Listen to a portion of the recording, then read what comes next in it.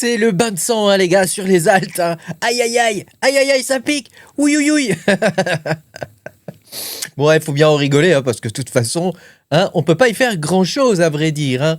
On est en train de se faire, soit on est en train de se faire manipuler quelque chose de bien, soit c'est la fête du slip, hein, et les haltes partent tous à la cave. Hein. On est en extrême fear, hein. C'est assez rare de voir 11 quand même, hein, j'avoue, 11. Bon, comme tu peux le voir, la courbe, hein, du moins, ça ne fait que descendre. Attends, je pousse ma tête que tu vois bien tout ça. Ça ne fait que descendre.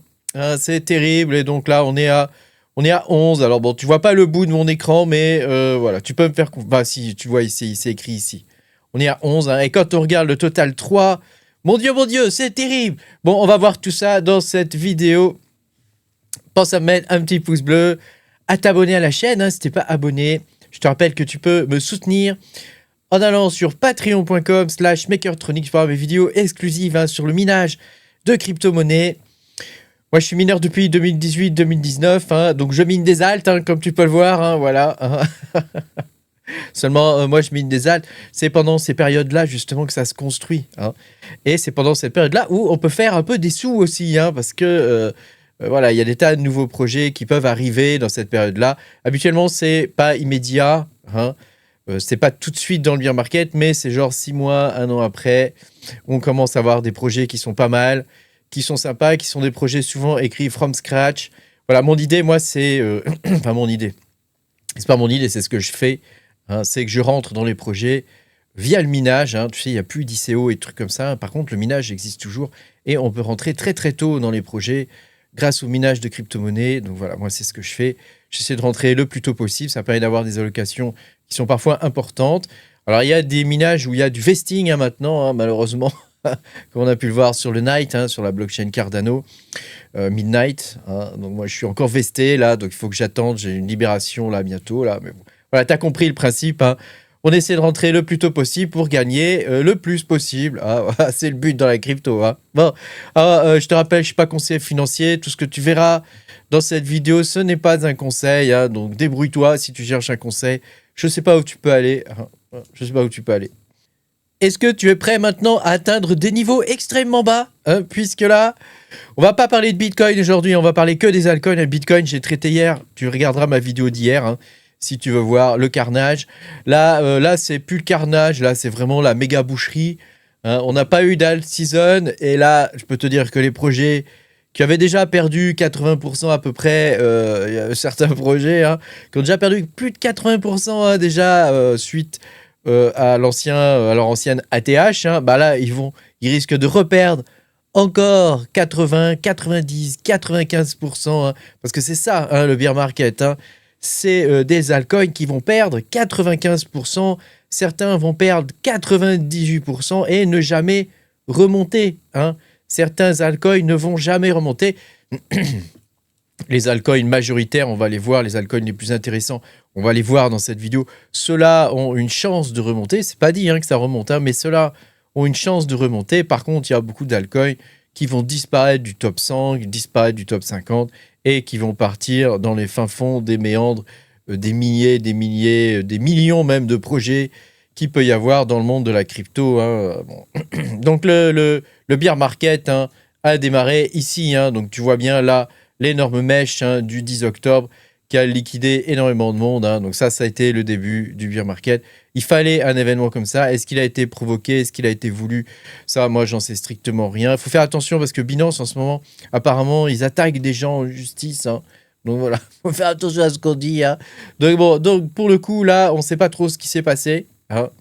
Mais voilà, ça marque le début du bear market. On verra bien ce que ça va donner pour la suite. En tout cas, on est passé d'une capitalisation de 1,2 trilliard à actuellement 713 milliards. Donc, c'est relativement peu, hein, en vrai. Hein.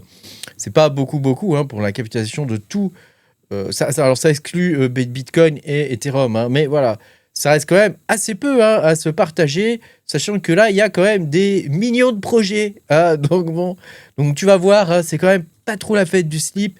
La Bitcoin dominance, elle est plutôt stable en ce moment. Donc bon, on verra ce que ça va donner, mais il est probable qu'elle commence à remonter qu'elle commence à remonter un peu plus en vrai, hein, tout simplement parce que les altcoins perdent toujours énormément, hein, pendant les bear markets, hein. Donc bon, le bear market, comme je t'ai dit, hein, il a commencé là à partir du 10 octobre. Ça a été le véritable début du bear market, en tout cas pour les alts, pour les alts. Maintenant, on va voir ce que ça va donner, hein, mais en tout cas, moi, à mon avis, ça va pas être glorieux, hein. Alors, si on regarde sur CoinMarketCap, hein, on va prendre un truc officiel.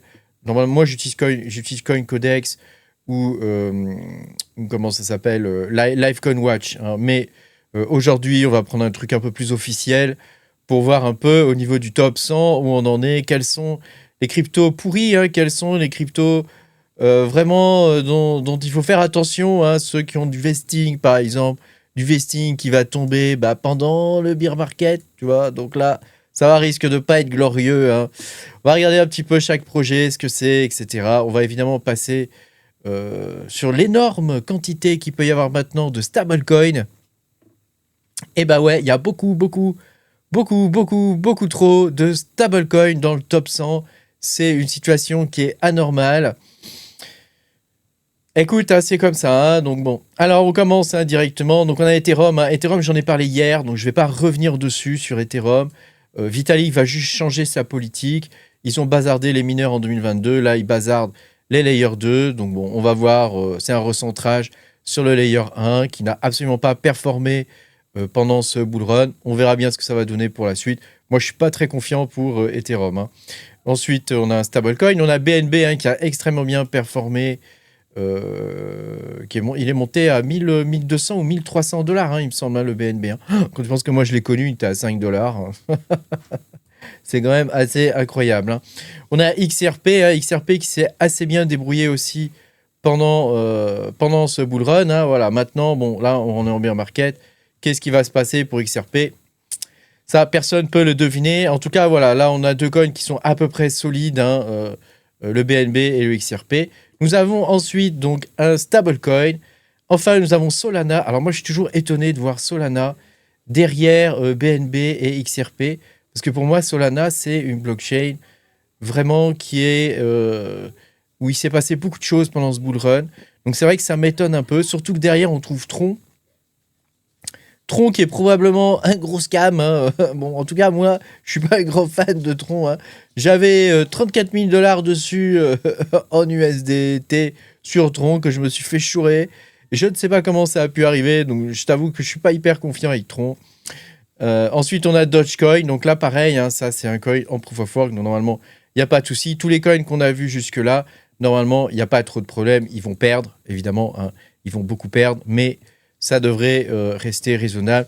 Et avec de la chance, ils vont remonter à la prochaine saison haussière. On a ensuite Bitcoin Cash, hein, qui est très bien aussi, hein. Pareil, hein, là, c'est une autre vision de Bitcoin. Donc, bon, pourquoi pas, hein. C'est vrai qu'il y a une énorme différence entre le prix du Bitcoin Cash et le prix de Bitcoin. Mais bon, moi, j'ai envie de dire, pourquoi pas. Et Cardano, pareil, hein, bon, c'est un coin qui est pas trop mal, hein. Il se passe des tas de choses dessus. Donc bon, on verra bien.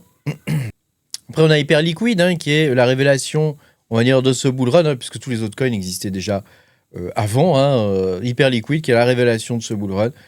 Écoute, pourquoi pas. Il donne des signes de reprise légère. On verra bien ce que ça va donner. En tout cas, c'est quelque chose qui est assez apprécié, Hyperliquid. Probablement pour son aspect anonyme, probablement, hein.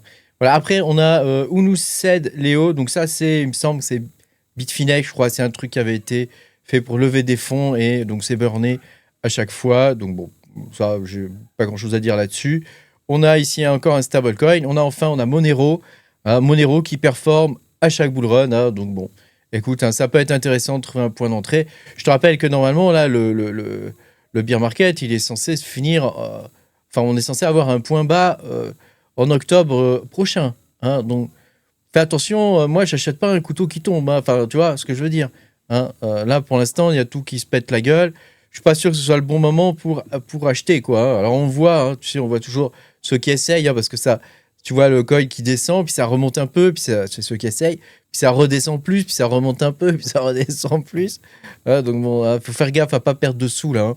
Je te rappelle qu'en crypto, le but, c'est de pas perdre d'argent, hein. À partir du moment où tu perds pas d'argent, hein, tout va bien.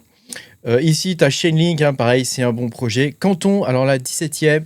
Explique-moi ce que c'est, je ne le connais pas. Celui-ci, je ne sais pas ce que c'est. Est-ce que c'est un projet chinois? C'est un nom un peu chinois, je trouve. Je connais pas. Le DAI, voilà, le DAI Stablecoin. Ici, on a Stellar, hein, Stellar qui est à la 19e place. Stellar qui est un très vieux projet, qui est en train de régresser pas mal, hein, c'est dommage. Bon, qu'est-ce que tu veux, c'est comme ça. Hein. On a maintenant World Liberty Financial. Donc là, c'est pareil, c'est un stablecoin. On a le Litecoin qui est seulement à la 21e place. Moi, j'aurais préféré le voir un petit peu plus haut, sachant que c'est quand même un coin en proof of work. Donc, c'est un coin qui a une vraie assise en termes de sécurité. On a Avalanche ensuite. Ah, bon, tous ces projets-là sont pas trop mal. Hein. Jusque-là, ça va encore. Après, on a Sui. Alors là, on commence à tomber sur les projets qui peuvent commencer à poser véritablement problème. Sui qui a fait une libération, il me semble, de token il n'y a pas très longtemps. Bon, on a encore quand même 3,8 milliards de market cap, mais voilà. Faites attention hein, sur tous ces projets-là. Maintenant, on va rentrer dans des projets où voilà, ça devient un petit peu plus compliqué, on va dire. Hein. Ensuite, on a Zcash. Hein. Bon, après la révélation de ce qu'on a vu sur les dossiers de Monsieur E, là, hein, Zcash, je suis pas sûr que ce soit une bonne idée d'en acheter. En plus, la team s'est barrée, donc je suis pas hyper convaincu par Zcash désormais. Nous avons ensuite Shiba Inu. Bon, est-ce que dans le prochain bull run, ce sera de nouveau la mode des mêmes coins? Franchement, j'en doute. Hein, les gens en ont, je pense, un petit peu plein le cul des mêmes coins. Ensuite, on a Hedera. Hein, donc, c'est un hypergraphe, il me semble. Hein. Donc, bon, une nouvelle technologie qui arrive en 26e position. Pourquoi pas? Je pense qu'il y a eu pas mal de hype là-dessus. Bon, moi, je suis pas un méga fan de ça. On a un stablecoin. On a le Toncoin hein, qui a pas mal régressé. Il était à la 10e place à un moment donné.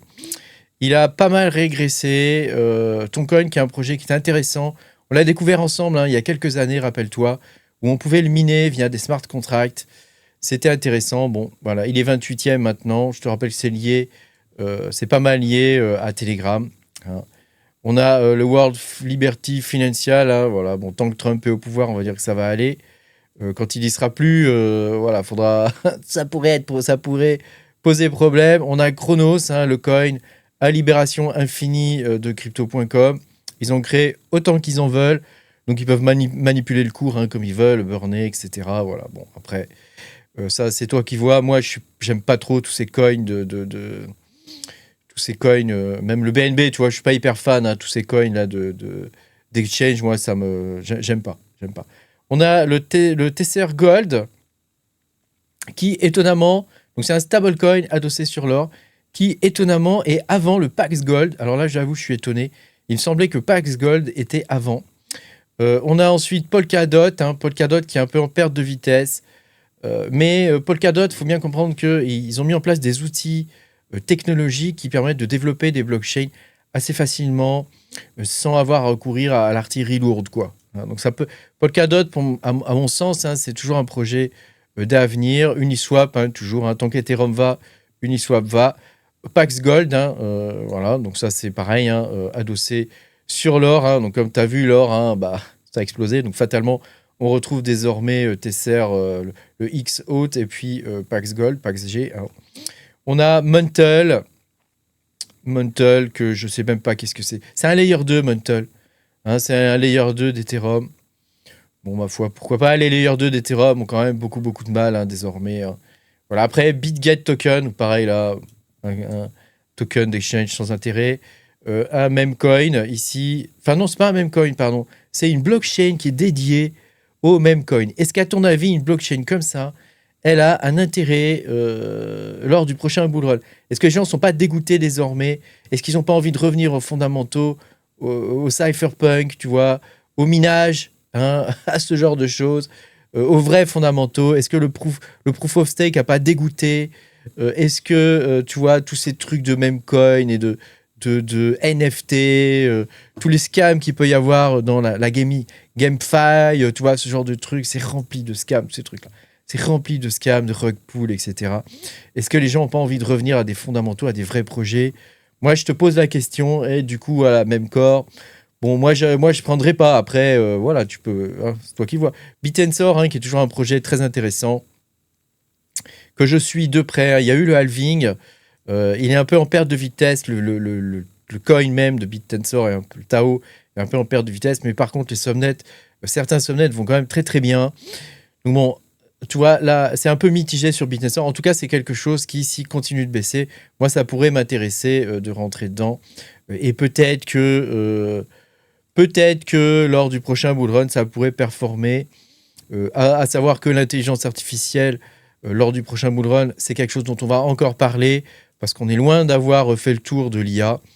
C'est une technologie qui va progresser énormément encore dans les années à venir. On le voit en termes de matériel, de technologies matérielles qui sont en train d'arriver. Donc moi, à mon avis, ça peut être intéressant. Est-ce que BitTensor va réussir à suivre, hein? Parce que là, on a quand même des puces dédiées qui sortent. Hein. Microsoft qui sort sa puce Maya, Google qui a ses TPU, voilà, ce genre de choses. Donc à voir BitTensor, ce que ça pourra donner là-dessus, est-ce qu'il pourra survivre à la concurrence? Je ne sais pas. En tout cas, il y a des projets, des subnets qui sont très intéressants. Moi, j'aime bien BitTensor, donc bon, on verra pour la suite. AV, voilà, qui est pas trop mal aussi, hein, pas mal en termes de DeFi. Pendant les bear markets, ce qui est intéressant, c'est de faire de la DeFi. Hein, voilà, souvent, c'est de faire du minage, de la DeFi, des choses comme ça. Ça peut être sympa. Ensuite, on a PP qui a bien performé, mais là, est-ce que ça va continuer? On n'en sait rien. Quand même à la 40e place, PP, t'imagines, PP est devant Caspa. Hein. Quelle honte, j'ai envie de dire, quand même. Hein. Ensuite, on a un token à la con d'exchange. On a un autre truc, Global Dollar. J'imagine que c'est un stablecoin, hein, vu son prix. J'ai jamais utilisé Global Dollar. Tu l'as déjà utilisé, toi? Je sais pas qui utilise ça, franchement.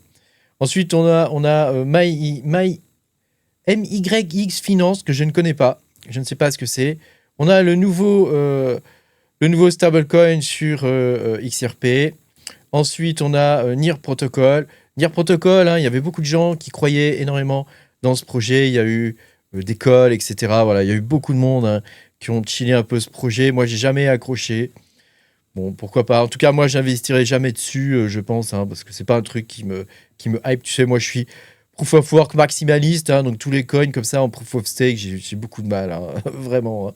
Ensuite, on a Ethereum classique, qui est toujours là. Hein, il a le mérite d'être toujours là. Je ne sais pas s'il se passe encore des trucs sur cette blockchain. Est-ce que c'est de la dead money maintenant dessus? Je ne sais pas. J'avoue, je m'intéresse pas trop à Ethereum classique, même si ça reste du proof of work. Il y a toujours des ASIC qui permettent de le miner. Hein. Internet Computer. Certains disent que c'est un gros scam. Moi, je n'en sais rien. En tout cas, ce n'est pas un projet qui m'intéresse. On a Sky. Je ne sais pas ce que c'est que Sky.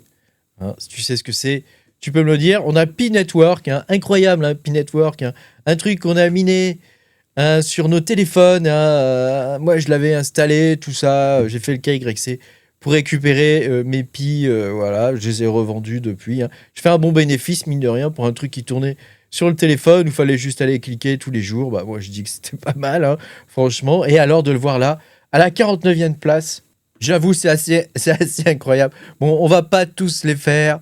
Et en tout cas, passer la 50e place, dis-toi que ça devient extrêmement risqué. On a Aster, Ondo, bon... Pourquoi pas, j'ai envie de dire. Polygon, hein, qui se retrouve à la 54e place. Polygon. Hein.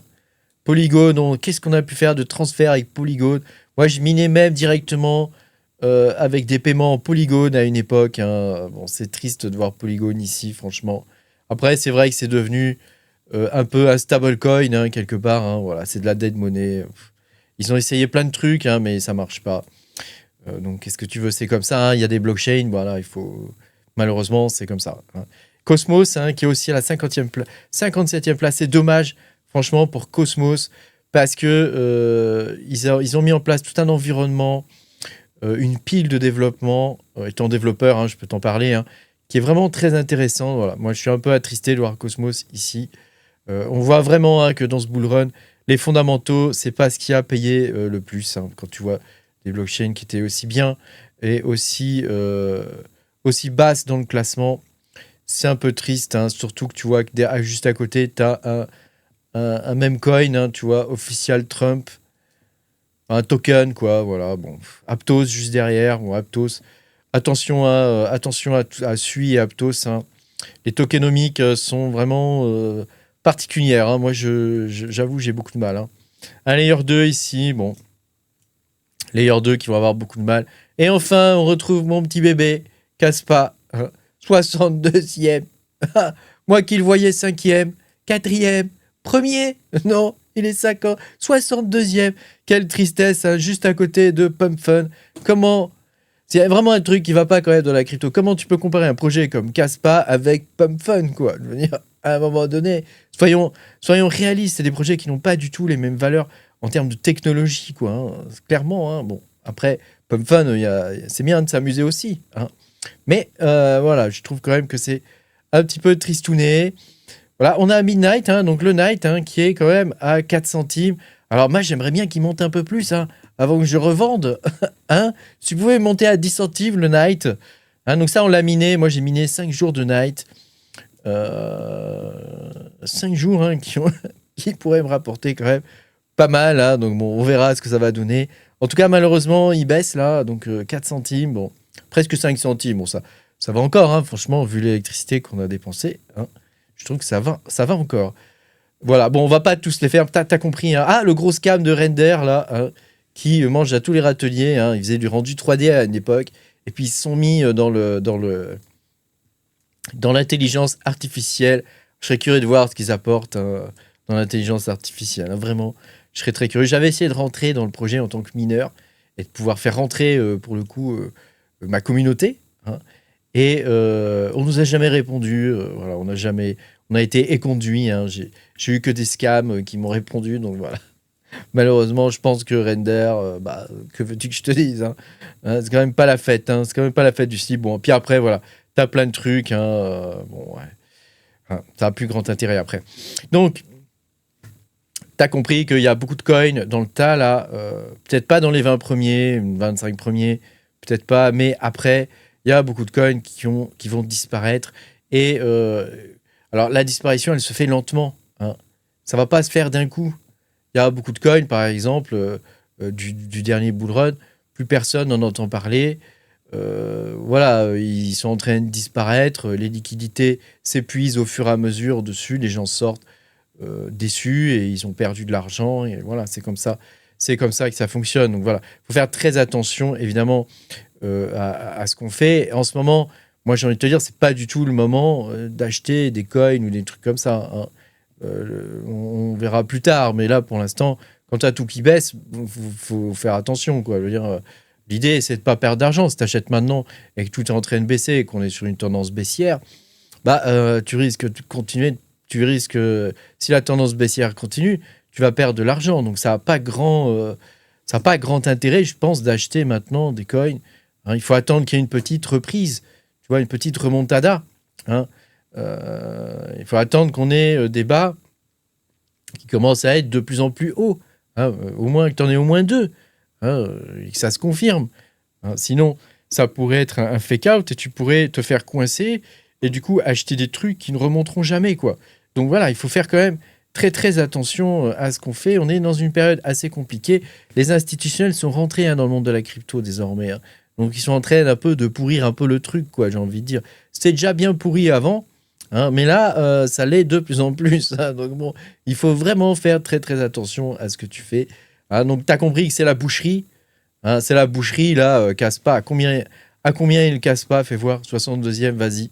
À combien il est? Il est à 3 centimes, bon, presque 3 centimes, hein. Donc c'est la boucherie, probablement il va continuer de descendre, hein. C'est comme ça que ça se passe, hein. Et ça sera peut-être le moment d'acheter un peu plus bas, plus tard. Peut-être, mais peut-être pas, hein. Peut-être que ça va jamais remonter, hein. Après, Caspa, tu vois, il a une courbe quand même qui est différente des autres coins. Donc bon, hein, si tu regardes les autres coins, souvent ça fait un méga pic et puis derrière, ça baisse. Donc bon, ça c'est à voir. Bon, c'est pas le cas d'Aptos. Mais voilà, fais voir Internet Computer comment c'est.